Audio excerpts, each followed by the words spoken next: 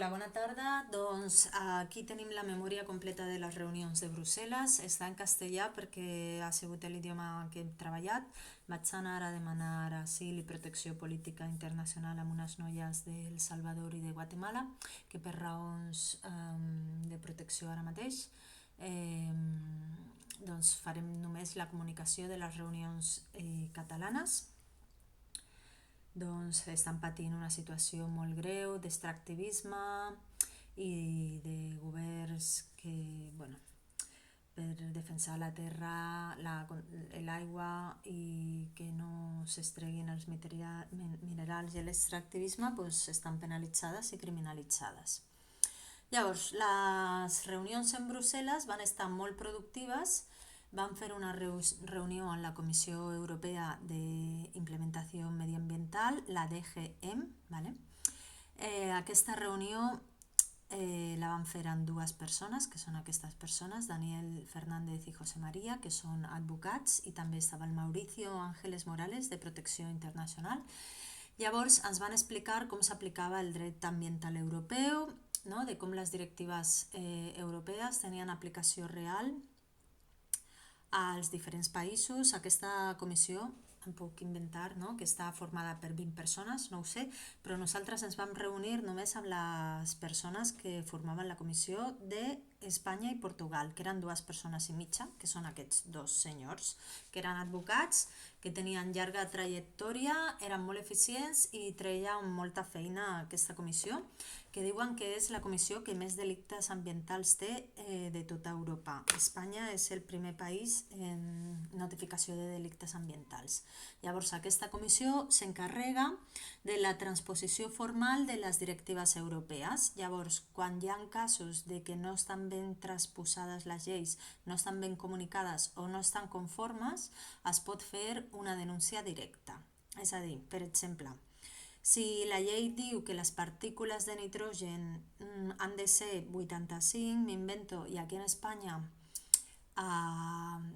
s'incompleixen a 135, doncs seria un cas de delicte directe, no? També ens van explicar que els casos han de ser sistèmics i han de ser en diferents llocs, no? Per exemple, no pot passar només a Premià, sinó hauria de passar doncs, a tot el territori espanyol. I ens van comentar els casos que ells havien tractat, com les partícules contaminants a les rondes de les grans ciutats, les aigües residuals. Llavors, ens van recomanar que esgotéssim les vies legals del nostre país, de l'estat espanyol, no?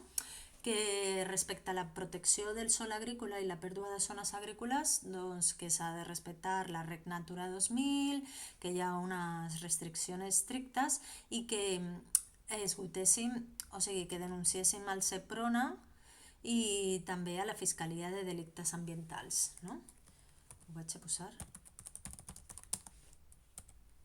Vale. I, la necessitat de control material que ells necessiten, no? Perquè aquestes normatives siguin ben transposades, no? Per aquestes directives. Vale. Llavors, això no, això tampoc. Vale, per aquestes directives, vale. Llavors es van parlar dels formularis de queja ante la comissió, també del defensor del poble europeu i de l'aplicació del conveni d'Aarhus. Es va destacar l'accés a la informació ambiental, l'accés a la justícia i la participació ciutadana, no? Llavors ens van comentar, vaig posar el cas de les dones del Pla de Balàs, que els vaig dir que era un cas de delicte ambiental, que no complien la normativa. Llavors, ens van dir que ens adrecessin sense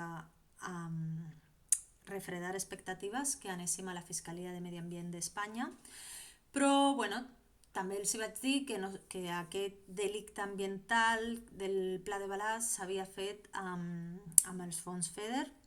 Llavors ens van dir que hi havia una cofinanciació, no, del 40%, no? Que d'aquest el 40% del pressupost estava vinculat al clima i medi ambient, que del FEDER s'havien atorgat 23.000 milions d'euros en una dècada i que hi havia 80.000 milions d'euros dels Next Generations que Espanya només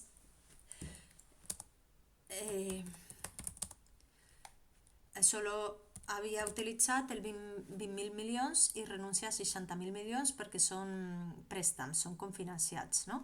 Les prioritats d'aquests fons, no? Que eren el fons FEDER per una banda i els fons Next Generation, era l'aigua, la vivenda, l'energia, la digitalització, i ens van comentar una cosa que ens van quedar de pedra, és que ara hi havia una partida dintre de medi ambient destinat a defensa. És a dir, doncs si tens unes terres que volen fer una base militar, t'ajudarien amb això. Seria un exemple, no? Bueno, ens van dir que aquests fondos funcionaven com un incentiu, ¿vale? I que no volien enfriar les nostres expectatives, però bueno, és interessant aquesta reunió perquè vam veure nosaltres que la pèrdua de zones agrícoles era un cas sistèmic a tot l'estat espanyol, que s'estaven transformant en centres de dades, en granges solars, que per especulació. Llavors, ens plantegem la idea de fer una denúncia, no? I també, parlar amb els col·lectius a veure si aquests casos de delicte ambiental es poden denunciar a la Fiscalia i al Seprona, perquè ells ens deien que quan estigui aquesta via esgotada, doncs ells farien la seva. No? Una altra reunió va ser amb la delegada del Govern de Catalunya de la Unió Europea. Vale? Aquesta reunió, aquesta persona era més jove, menys tècnica i més política. Vale? Nosaltres els hi vam parlar dels nostres temes, els hi vam entregar el nostre dossier i ells ens van parlar de les seves feines. No? O sigui, li vam parlar, nosaltres anàvem amb gent d'Osona i gent del Maresme, no? Amb la problemàtica de la contaminació de l'aire, de la plana de Vic, de les aigües degut a les macrogranges i de l'especulació urbanística, la gentrificació i també la pèrdua agrària, que és compartida en ambos llocs, que es fa en la comarca del Maresme. Llavors, ells ens van dir en les coses que estaven treballant, no? I ens van dir que tenien un pla de 50.000 habitatges protegits, que treurien ja, que volien simplificar l'accés a la vivenda social i que hi havia fons per al canvi climàtic i la resiliència, que en el cas de Premià de Mar, un d'aquests fons és el que ha utilitzat l'alcalde d'1 milió d'euros per fer la cúpula de plaques solars, no? Que ara sortiria una altra partida i ens van dir que si treballàvem amb els ajuntaments hi havia molts diners, i aquesta és la idea principal, hi havia molts diners per medi ambient i canvi climàtic.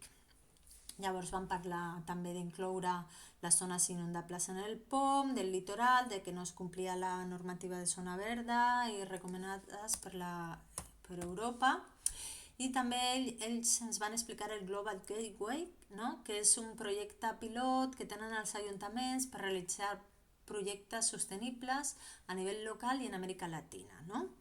Llavors que és fan com crèdits a Amèrica Llatina, era un projecte descentralitzat, era l'únic que era descentralitzat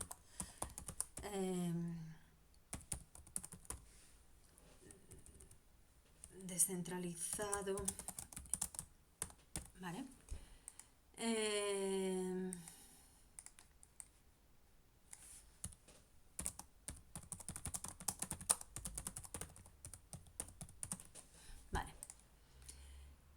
I que ens deien que aquests fons que es destinaven, no, per a aquestes inversions en Amèrica Latina havien de tenir una contrapartida, per exemple, a una escola. Llavors ens van dir que ens podien coordinar amb la Comissió Europea, que ens podien fer d'enllaç per coordinar-nos amb agricultura, amb medi ambient, amb CIBEX, amb NAT i amb salut. Llavors aquestes reunions queden pendents per fer-les, no?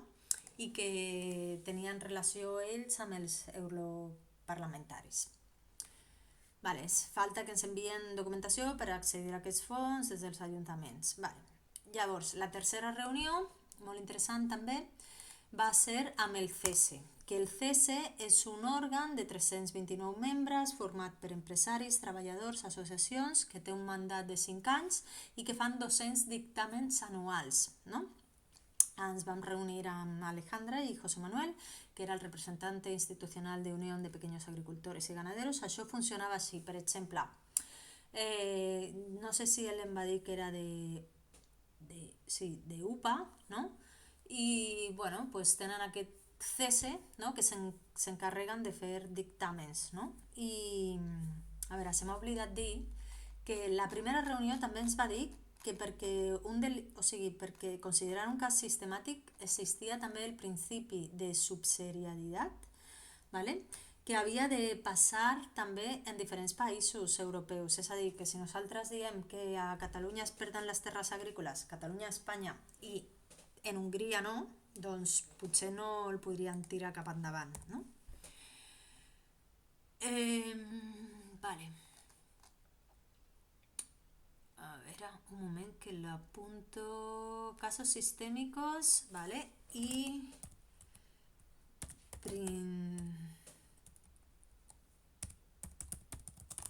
subsidiariedad con los diferentes países.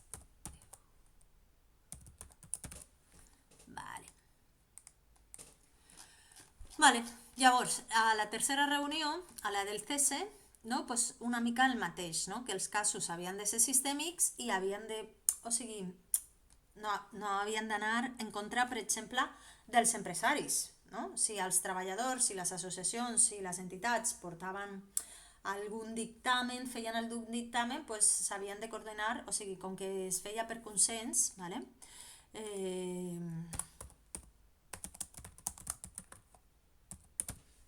¿Vale? Pues...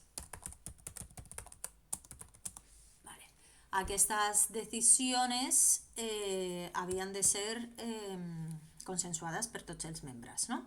Llavors aquí van treure una cosa molt important, que és que van pensar en fer, o sigui, quan sortís la nova convocatòria a l'any vinent, fer un dictamen. Llavors tenim com tres dictàmens, no? Un dictamen específic de la plana de Vic, no? De finalització de les macrogranges, un altre dictamen que és compartit entre la plana de Vic i el Maresme, que és el canvi de model sostenible, no? La no pèrdua de zona agrícola, i un altre dictamen que podríem fer amb els llogaters i amb diferents associacions és perquè surti al parc, per normativa, el parc d'habitatge buit, no?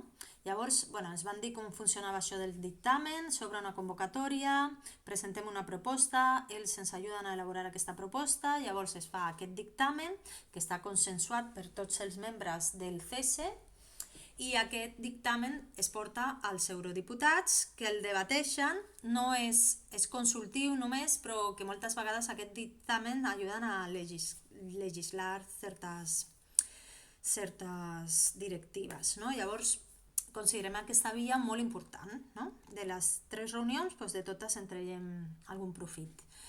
I després hi va haver una quarta reunió amb una noia que és de l'European Civic Forum, que es va preguntar per quin era el nivell de violència, de la repressió, com les defensores estaven penalitzades, i aquí els van dir que bueno, els que feien molt era no contestar les comunicacions, no poder accedir a la informació, no poder participar en els plens, però que no, o sigui, com el ningunear-nos, però que no tenien violència física de moment per defensar delictes ambientals. I després van fer una reunió amb les defensores de Guatemala dels drets, que aquesta ja la passarem. Bueno, vull explicar els col·lectius que representaven principalment era Osona Respira, no? Que tractàvem la qualitat de l'aire, la salut pública, la transparència en les emissions, el grup en defensa del Ter, la protecció del riu, la recuperació del bosc de ribera, la denúncia de vertidos,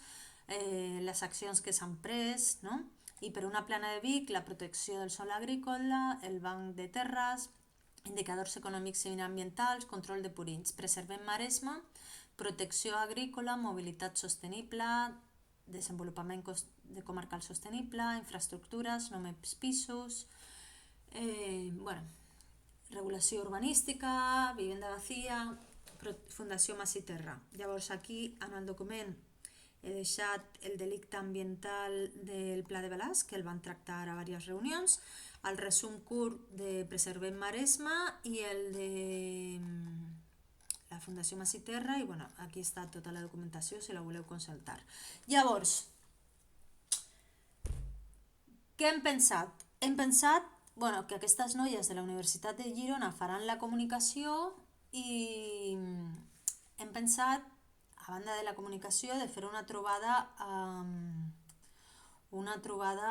amb els diferents col·lectius, no?, per posar-nos a treballar en aquests dictàmens i en aquestes normatives.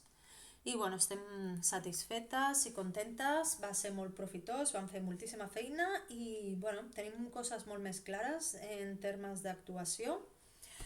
No volem comprar mai més el discurs de que no hi ha diners per al medi ambient, perquè hi ha molts diners i ara sabem com arribar-hi, i també queden pendents reunions. Ho deixo aquí, que ja s'ha fet massa llarg el vídeo. Adeu.